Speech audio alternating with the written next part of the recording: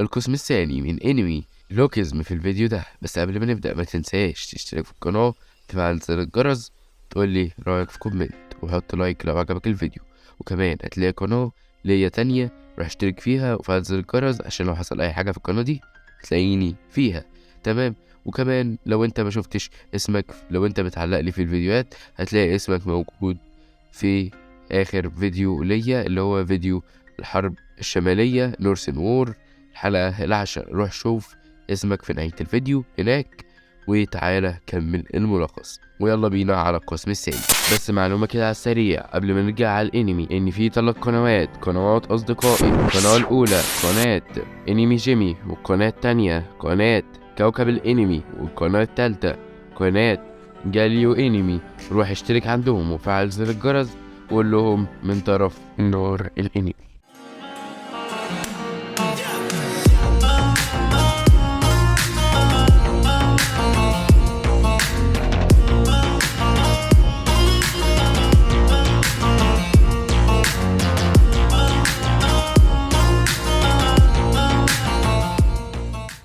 بيبدأ القسم الثاني بمشهد بيكون فيه يونغ سيوك وهو بيبيع حاجات في المتجر، ففي واحدة بتبصله بشكل مش حلو، فبيقول لا يوجد مقارنة بين الناس بيبصولي ازاي وانا في الجسم الوسيم وانا لما بكون في الجسم السمين، ان مفيش مقارنة خالص.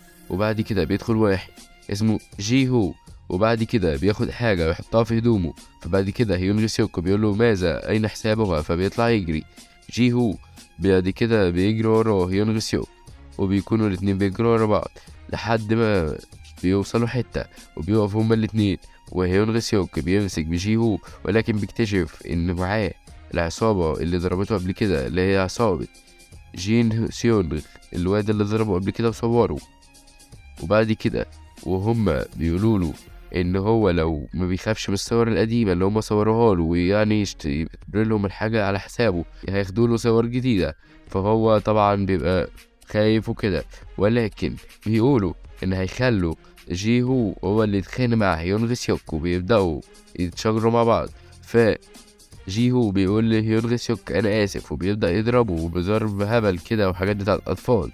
ولكن بنشوف واحد اسمه باسكو بيدخل ويقول للناس هل انتم اشرار، وبيمسك واحد من رقبته وبيعلقه، وبعد كده بيقوله افلتني رجاء. فبعد كده بيسيبه، وبعد ما بيسيبه بيمشوا، وبعد ما بيمشوا هو بيقول لهيونغ سيوك وكمان جي هو بيقول لهم يجب ان تتدربوا او حاجه بما شابه. بعد كده بيمشي ويسيبهم، وبعد ما بيشكروه بعد كده هيونغ سيوك تاني يوم بيروح للمدرسه وبيشوف جين سيونغ وهو حاقد عليه لانه ضربه قصاد الناس لانه هو جامد جين سيونغ، فهو متضايق من نظرة الناس ليه بعد ما اتضرب من طالب جديد اللي هو هيونغ سيوك. وبعد كده وهيونغ سيوك بياكل مع هانيول، بيجي واحد اسمه باسكو، ودوت اللي احنا شفناه امبارح لما كان دافع عن هيونغ سيوك بس هو بجسمه السمين. وبعد كده وهم عمالين يتكلموا هو بيقول باسكو، وبعد ما بينادي على باسكو وطبعا هو بيغلط لانه هو شافه في جسمه القديم اللي هو السمين، لكن دلوقتي هو في جسمه الوسيم. بعد كده بعد ما بينادي عليه بيقول له هل تعرفني، فبيقول له يمكن اكون اتلخبطت فيك او حاجه زي كده. فبعد كده هو بيضغط على كتفه ويوجعه، فهو بيمسك ايد باسكو وبايد واحده وبيرفعها من على كتفه، فكل الناس بتستغرب ازاي يعمل كده ورفع ايد باسكو بقبضة ايد واحدة منه، يبدو ان هو جامد جدا وكده. فواحد من صحاب باسكو بيتدخل ويقول لباسكو عادي تحدث كثيرا انه يتلخبط فيك ويفتكرك واحد تاني. فبعد كده بعد ما بيمشي هو باسكو في واحد صديق لباسكو تاني، صديق الواد اللي دافع عن باسكو وفصل خناق ما بينهم، بيقول له انت ليه خليت باسكو يمشي، وبيقول له كنت تخليه يضربه علشان يتعلم. بيرد عليه ويقول له ما كانش هيونغ سيوكو هو اللي هيتضرب، كان باسكو هو اللي هيتضرب. بيقول له ماذا كيف، وبعد كده بنشوف ايد باسكو وهي حمراء، ودوت دليل ان هيونغ سيوكو قوي. وبعد كده بيبقوا الناس الشلة الفاسدة بتاعت جين سيونغ بتقول لهيونغ سيوك نريد أن نكون أصدقاء. فبعد كده هو بيقول أخيرا أصدقاء، كنت أريد أن أصبح لي أصدقاء ويتسكعون معي وهكذا. فبعد كده هما بيقولوا يلا نتسكع مع بعض آخر اليوم، فبعد كده هو بيروح يتسكع معهم ويروح مكان ويكتشف ان هو دوت المكان اللي بيتسكعوا فيه. وهو بيقول لم اتوقع ان التسكع سيكون هكذا. وبعد كده بيقعد معاهم، وبعد كده بيلاقيهم بيشربوا كده، فبيقولوا له اشرب ومش عارف ايه. فهو بيقول لهم ما مش عايز اشرب ومش هقدر اشرب. فهانيول بتقول له انا اخر مش هشرب. فبعد كده هما بيقولوا له لو انت شربت ونمت احنا هنشيلك لبيتك، انت عايش فين؟ فبيقول لهم عايش لوحدي. فبيقول له عايش لوحدك؟ ما هذا؟ ومتضايق يعني، بيقولوا ازاي انت عايش لوحدك وكده.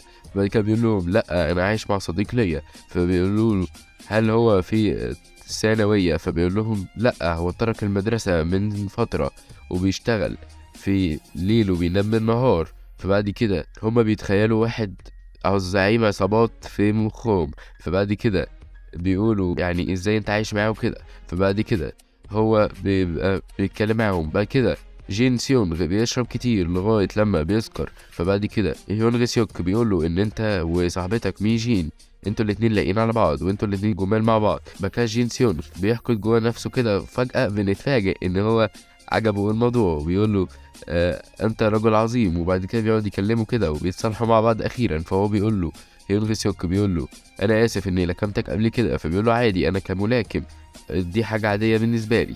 فبعد كده وهما بيتكلموا بيقولوا امبارح دخلوا متجر بتاع حاجات وخدوا منه شاحن. فبيقولوا ان محدش يقدر يقف في وشهم بعد كده لاني معاهم شينسيون وكمان هيونغ سيوك. فبعد كده بيقولوا شوفوا الصور دي احنا التقطناها لعامل متجر. فبعد كده هو بيقوم وبعد ما بيشرب بيسكر بقى علشان اتضايق، وبيقوم ماسك الموبايل وكسر الموبايل بايد واحده. فالناس بيتفاجئوا، وبعد كده فجأة بينام ويصحى بجسمه التخين.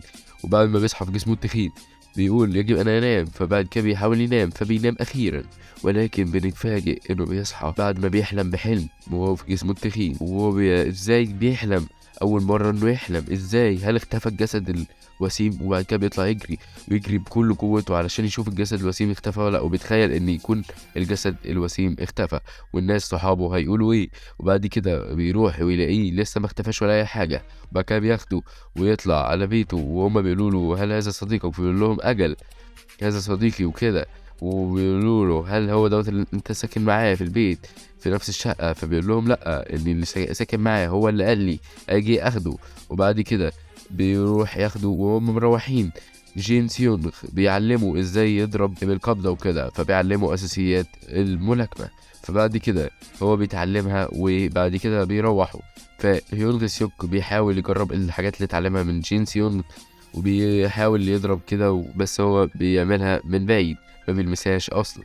ولكن بيشيل هيونغ سيوك جسمه الوسيم وبيطلع يجري، وبيجي وراه باسكو وهو بيشوف الواد التخين وبيفتكروا ان هو اللي جاب الرقم العالي اللي كان جايبه جين سيونغ.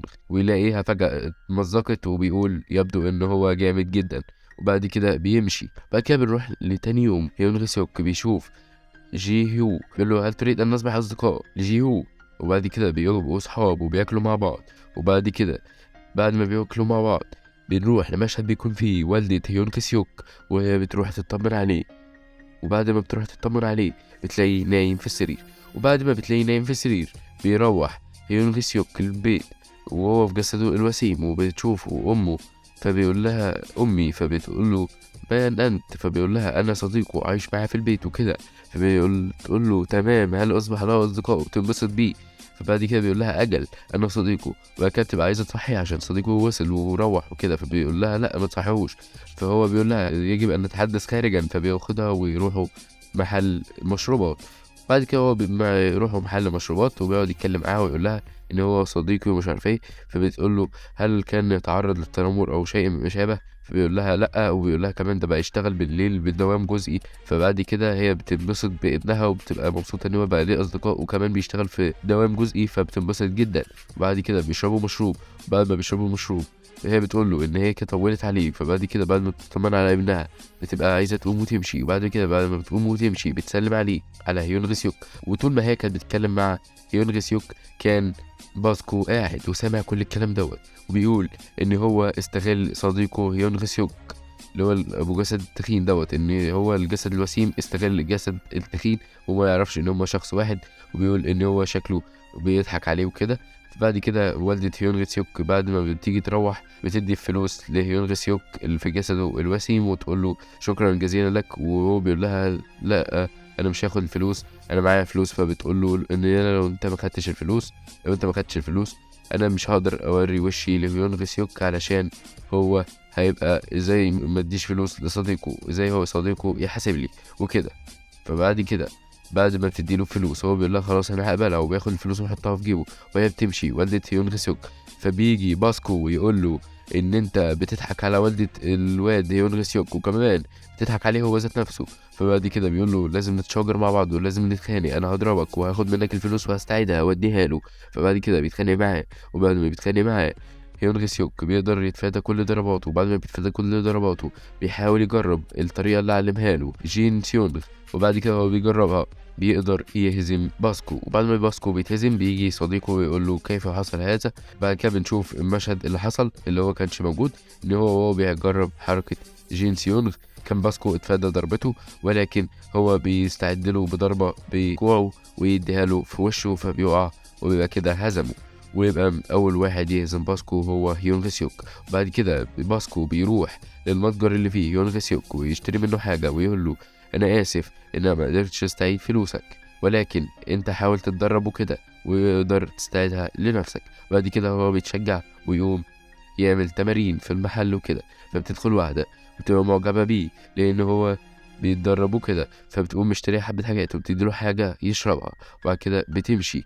وبعد كده هو بيقول هذا جيد، المرة الجاية هعمل تدريب البطن. وبعد كده هو بيعمل تمرين ما بيقدرش يكمل، فبعد كده بينهي التدريب. فبعد كده بنروح لمشهد بيكون فيه الشخص اللي هو الوسيم اللي كان كل الناس بتعشقه قبل هيون غسيوك. وبعد كده بينتهي القسم الثاني على كده. طبعا القسم طويل جدا، فلو عجبك القسم حط لايك واشترك في القناه وفعل زر الجرس عشان يوصلك كل جديد. طبعا فاضل نص الموسم، لاني خلصنا النص الاول، فاضل النص التاني. قول لي رايك في كومنت وحط لايك واشترك في القناه التانية علشان زي ما قلت لك، واشوف فيديو جديد. يلا سلام.